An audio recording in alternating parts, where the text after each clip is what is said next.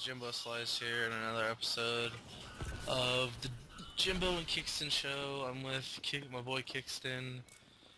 We have a wonderful gameplay for you today. This is actually a first-hand look at RIOT, a new map for Advanced Warfare. It's a game on Hardpoint. Everybody may know Hardpoint from Black Ops 2. So today we'll kind of like give our opinions on what this basically this video, what we've seen, what we like about the game so far, what we've seen about the game so far, and also be telling you like stuff we found out about the game, so weapon attachments, weapons, score streaks, and so on. So first hand, I'll come out with my opinion of what I think about the game so far. And so far about the game, I mean, it looks really clean, it looks next gen, it looks fun, it doesn't look like any other Call of Duty. I'm a Titanfall and Halo person myself. Like, I think those type of games are more fun than Call of Duty, and it kind of gives me the Call of Duty look that I like, but then the Titanfall and maybe Halo aspect. The weapon you're seeing right now, Kickston will tell you about it. It's a form of a shotgun. We were kind of discussing this earlier before the video started. That it reminded us of the Thunder Gun from Black Ops 1. Nah, the Zeus cannon. The Zeus cannon, which is basically the Thunder Gun. That was what they called it before you upgraded it. But yeah, it kind of looks like the Zeus cannon. I mean, it doesn't show that it's shooting any bullets. It looks like some radio waves or something, so that's pretty cool. And the whole, like, hardpoint aspect and look looks really cool. But yeah, that's enough of my opinion about what it looks like. I mean, we can hope for many things for this game, but we won't know until the game actually comes out. So here's Kickston with his opinion on what the game looks like. Well, as Jimbo said, this is a gameplay on Hardpoint RIOT, and the guy is actually at the beginning using a TAC-19, which looks like a Zeus cannon or the Thunder Gun, whatever you prefer. But my opinion of the game, you know, everyone's been saying that they want something different. They're sick of the same thing over and over. Well, here you go. This is different. My opinion is I'm going to play the game because I'm going to give it a chance, and I don't know whether it's going to be good, bad, you know, whatever. I don't think that there's going to be a lot of trick shotting or feeding in it. Well, I take that back. There will always be feeding, you know, but it might be lower standards. But I honestly don't see how you're going to trick shot on here unless you just get really super lucky. So I think it's been kind of cool to see what those big teams are going to do about it, you know, because they rely so much on their trick-shotting department and all that. So I'm really excited to see how this game's going to go, how it's going to play out, and I think it's just a great change for the community. And yeah, so Jimbo, what we got next on the schedule? Alright, so right now I'm going to run you through the perks that are going to be in the game. In the game, we're splitting up the perks in 3 tiers. So basically tier 1, you got your lightweight, your low lightweight, same as always, but they've changed it. Lightweight also has your fall damage in there.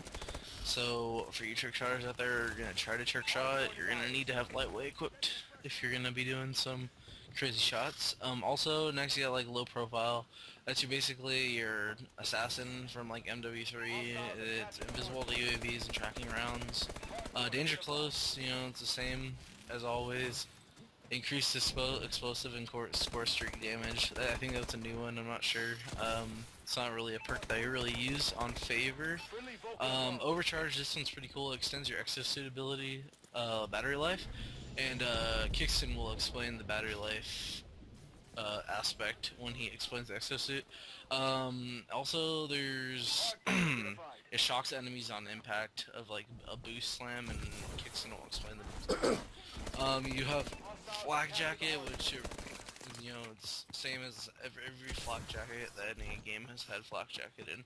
Alright, that's tier 1 for you. Tier 2, there's some new perks I haven't seen in here before.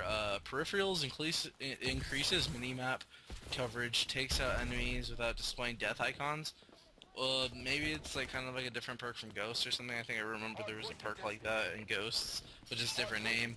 You have your Blind Eye, which is the same, Cold-Blooded, the same, Fast Hands, of course. Here's a new one, Gung Ho. You can fire while sprinting and sliding.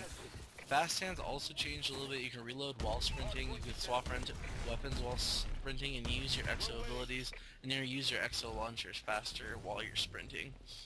That's enough for the tier 2. Tier 3, you have your toughness as tier 3, which is surprising because you usually see toughness in tier 2, or your second perk, whatever. Scavenger, which is weird again because you usually see Scavenger in the first perk. Blast Suppressor don't show on minimap when using exo movements, which means it must leak into the game where if you're using the exosuit they're going to find you anyway because it's going to show on the map. Alright, and then we have Hardwired, which everybody knows what that is, and then Hardline, which is also weird, because Hardline's usually in the tier 1. I know in Black Ops 2 it was in the first perk, because I always wanted that at the beginning, but yeah. So, that is it for this perks. Let's go back to Kickson. He will tell you the weapons lists, or the known weapons list as of right now. Kickson, what's going on? So as of right now, the weapons that have been released, I'm going to start off with, the main gun that you can use anywhere, and those are your assault rifles. And the first assault rifle that they have here is the BAL 27, and it kind of looks like a Scar H or something. And then they got a BAL 27 Atlas, and I don't know what the difference between the Atlas and just the regular is. So that's something that we get to find out whenever, the game comes out. And then you got your basic AK. It's the AK-12. It's, I think it's going to be more like the Modern Warfare 3 one. And then you got your... Hardpoint contested.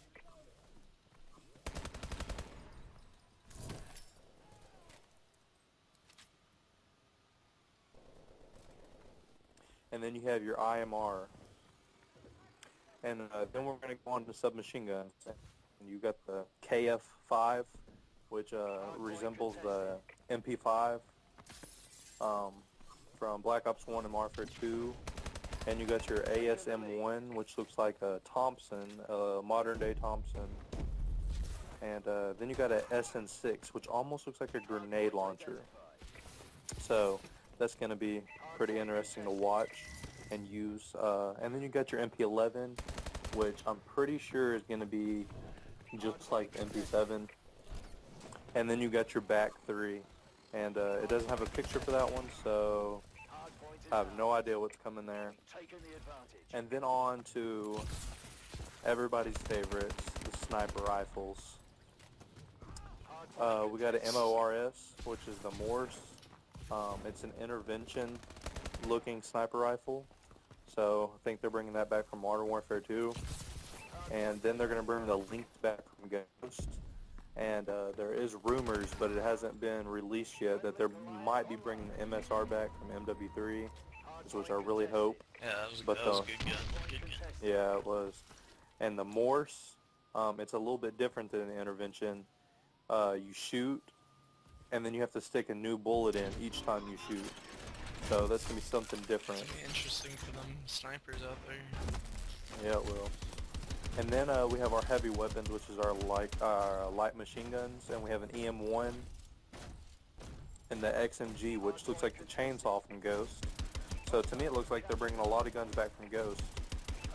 And then they got the JMR, the Melee, and the EMP3. And it doesn't have pictures for those, so we'll have to see.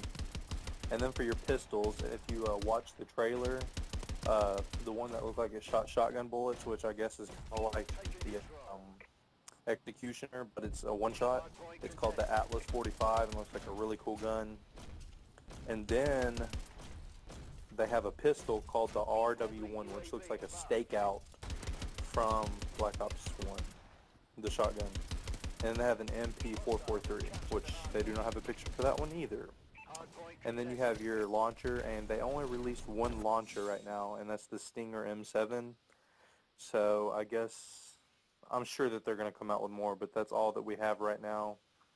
And for our shotguns, we have the TAC-19, which you saw earlier in the gameplay, and an S12. And the TAC-19, I'm not sure what it is. I don't know if it shoots bullets, shoots radio waves, shoots air.